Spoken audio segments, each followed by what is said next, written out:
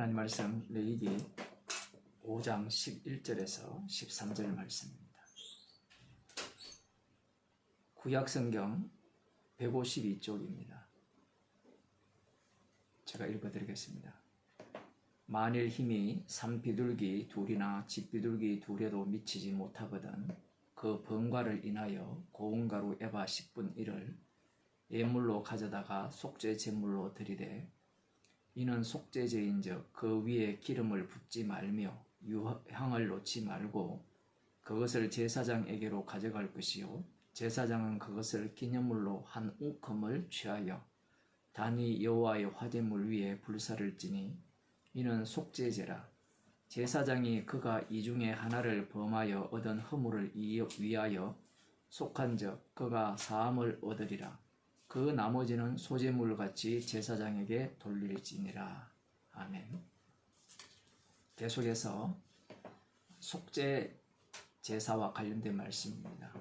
오늘 본문은 경제적으로 형편이 가장 가난한 사람이 죄를 범하였고, 물론 그 죄는 자기도 알지 못하는 상황에서 범한 죄고, 이후에 그 죄를 깨달았을 때 여호와 하나님께 죄 용서를 받기 위하여서 드리는 제물입니다. 고운 가루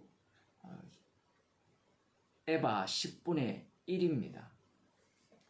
약 한 2리터 정도가 되는 양이죠. 그러면 이렇게 이 가난한 자가 속죄 제사를 드려도, 이러한 제물로 제사를 드려도 죄가 용서됩니다.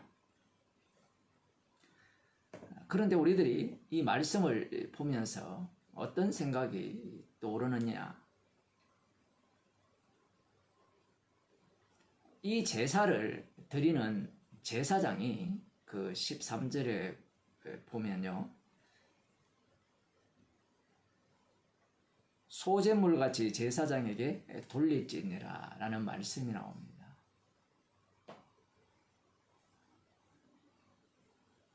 제사장에게 돌아가는 제사를 드리고 남은 부분이 10분, 에바 10분의 1 중에 한 주목, 한 주만큼 태워 드리고 그 나머지 부분은 제사장이 갖고 가게 되는 겁니다. 제사 드린 제사장이 갖고 가죠. 제사의 종류가 여러 가지죠.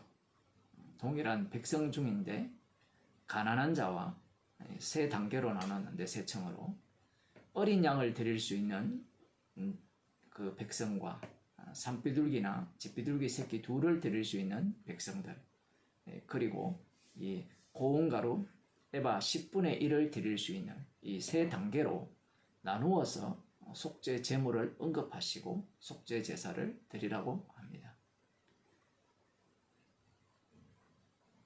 여기에서 제사장들이 이러한 어떤 제사의 종류를 들었을 때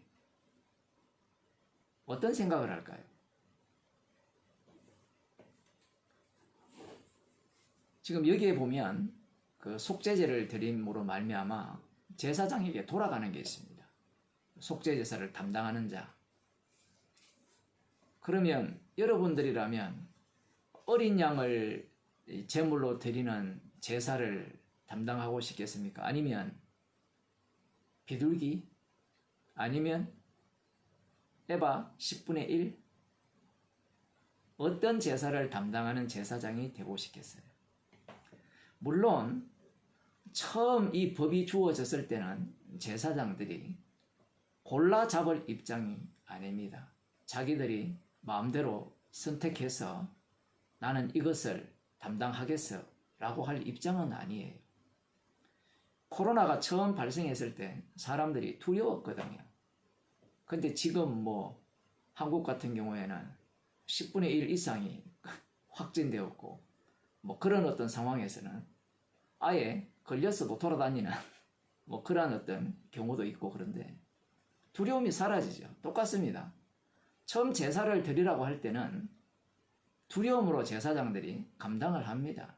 물론 10장에 가면 얼마 가지 않아서 술을 많이 잡숴가지고 하나님이 명하지 않은 불을 갖고 향단에 들이다가 죽임을 당하는 일이 발생하지만 그 이후도 마찬가지입니다.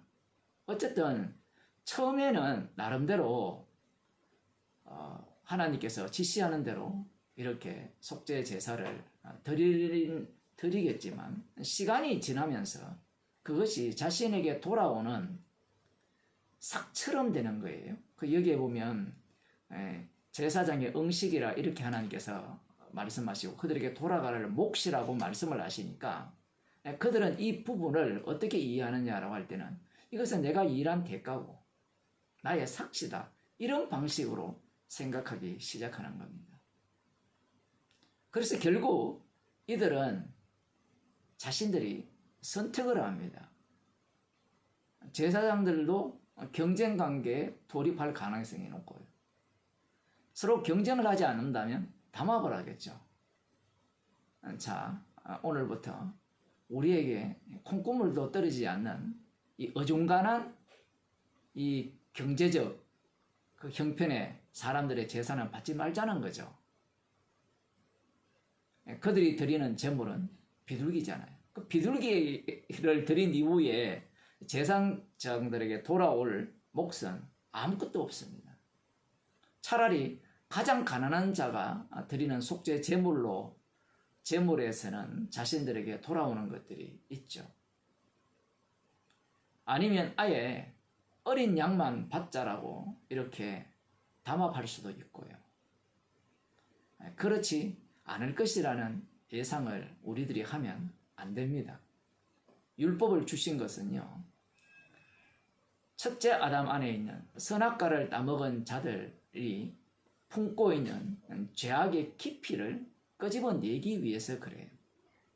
그래서 이러한 속죄 제물에 차정을 두게 되면 이 속죄 제사를 드리는, 죄를 속하는 제사를 드리는 제사장이 율법을 본격적으로 범하여서 그들의 죄악된 모습을 드러냅니다. 미가서 3장 9절을 한번 보겠습니다. 여기에 보면 제가 읽어 드릴게요. 야곱 족속의 두령과 이스라엘 족속의 치리자 곧 공의를 미워하고 정직한 것을 굳게 하는 자들아, 청컨대 이 말을 들을지어다. 이 공의를 미워하고 정직한 것을 굳게 하는 이유는 간단합니다. 불법을 저지른 이유는 간단해요. 돈 때문이죠. 주가 조작을 한다든가, 안 그러면 이 어떤 경제사범을 이렇게 놓아준다든가, 그러면 뒤로 들어오는 그 액수가 어마어마하잖아요. 이스라엘이라는 그 나라는 약속의 땅이죠. 약속의 땅은 여기서 말하는 공의라는 것은 율법대로입니다. 긍휼이 덮여지는 땅이에요. 이 긍휼이 덮여지는 땅이라는 말은 이 공의라는 것이 항상 자기가 잃어버리는 그런 모습으로 드러나게 되어 있습니다. 그런데 이 야곱 족속의 두령과 이스라엘 족속의 치리자들은 이 공의를 미워하고 정직한 것을 굳게 하는 거예요. 여기에서 정직은 오늘날 우리들이 말하는 정직이 아닙니다. 율법대로 하지 않는다는 거예요. 율법대로 하면 손해잖아요.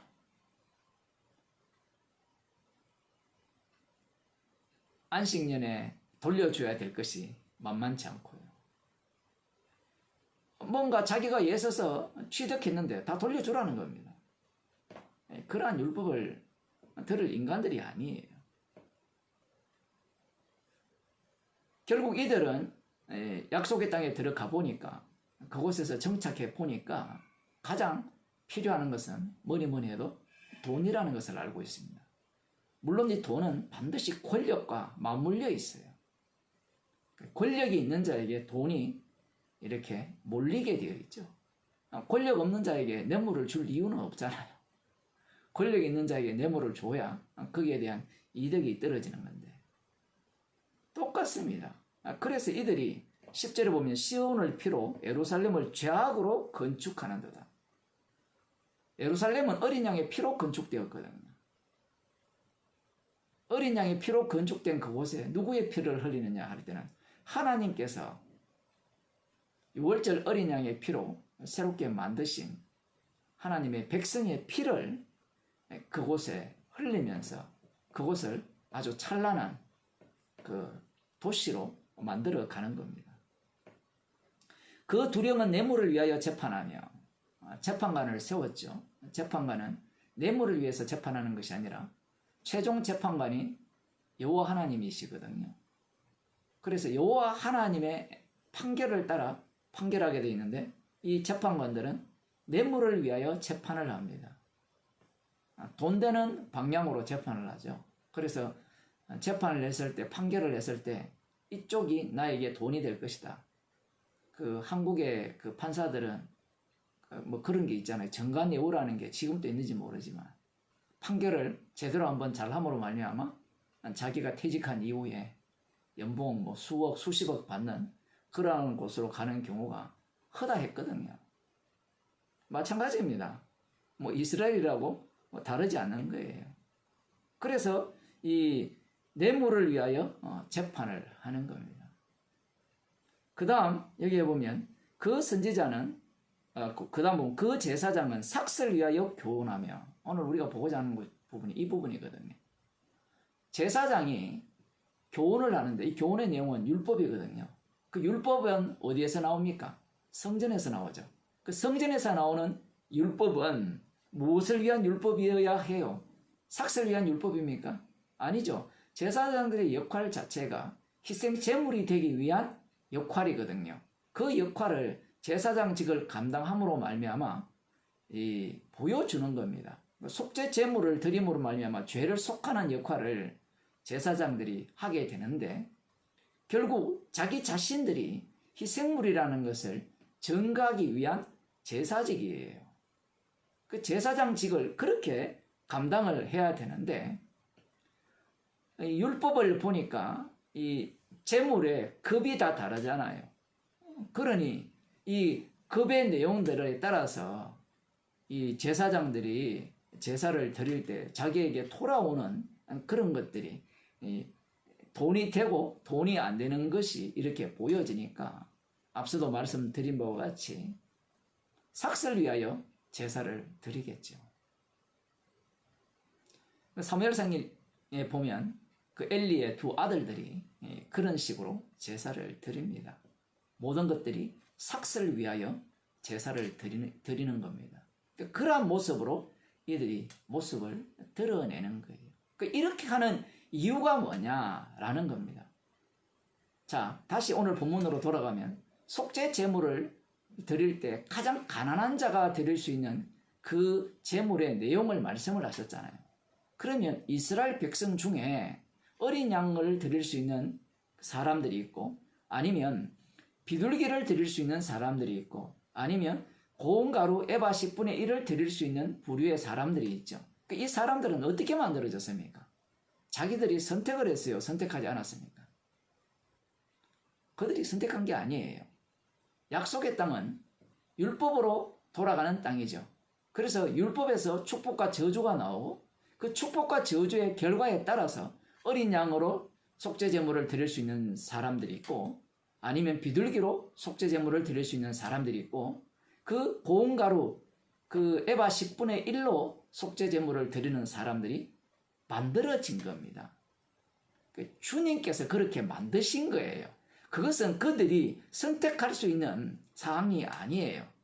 그런데 제가 어제도 말씀드린 바와 같이 지난 시간에도 말씀드린 바와 같이 이스라엘 백성들은 자기가 제물을 선택하려고 하고 반대로 제사장 쪽에서는 자신들이 제물을 선택을 하려고 하는 겁니다. 자기에게 이익이 되는 쪽으로.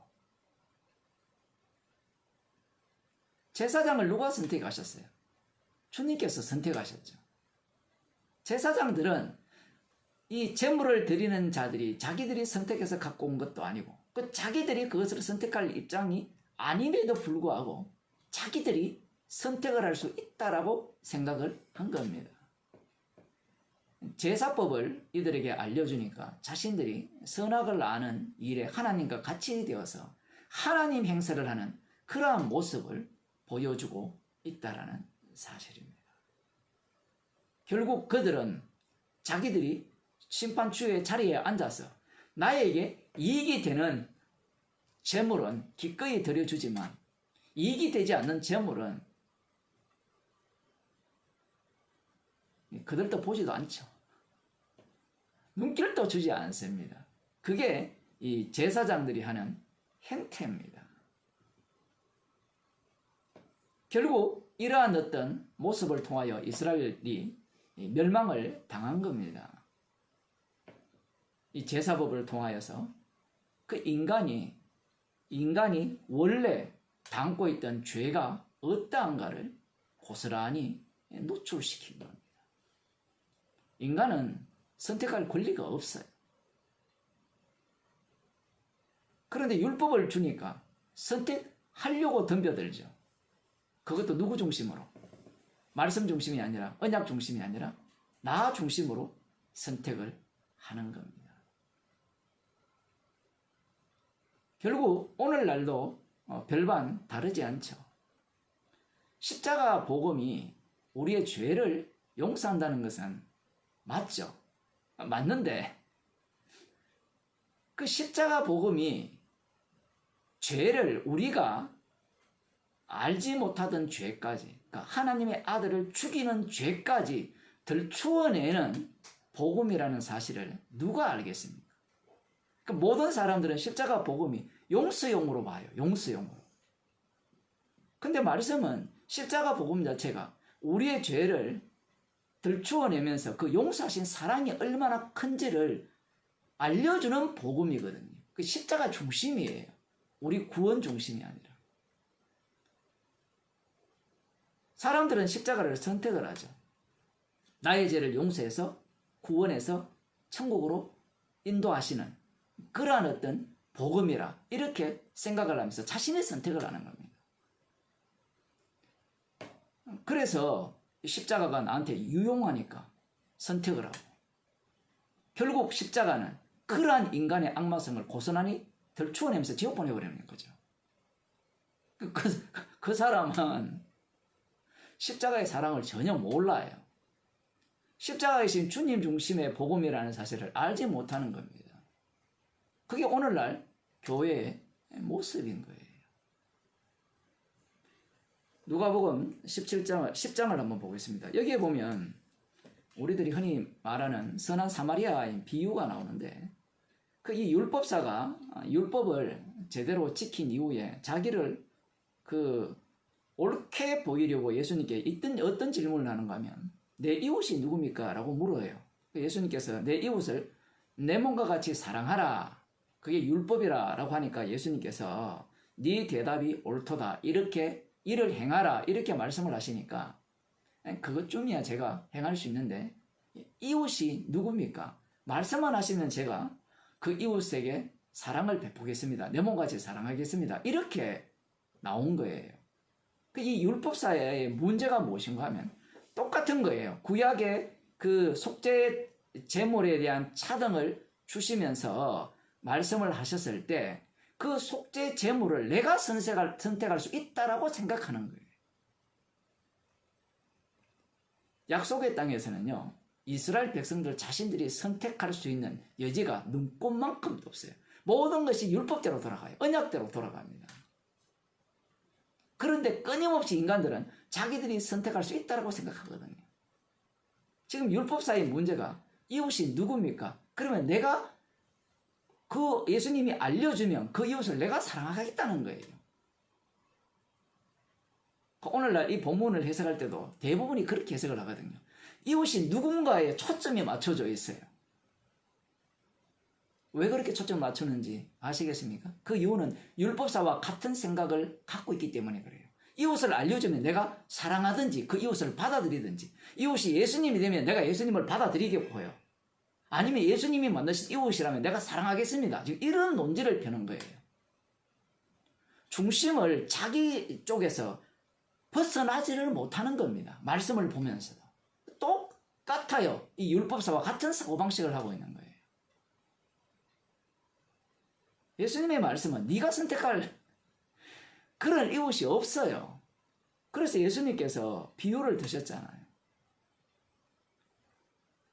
누가 봐도 제사장이나 레위인이 돌봐야 되는데 그들은 전혀 긍휼을 베풀 마음이 없고 이방인이 이 긍휼을 베풀거든요. 사마리아인이. 그러면 강도 만난 자에게 이웃이 누가 되느냐라고 질문했을 때 불가능성이 개입된 거잖아요. 예상하지 못한 인물.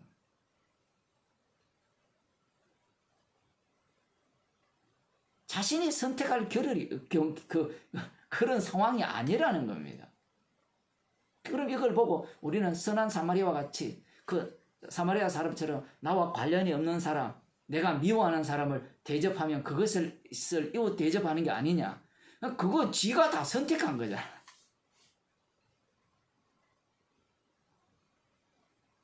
주님이 직접 선택합니다.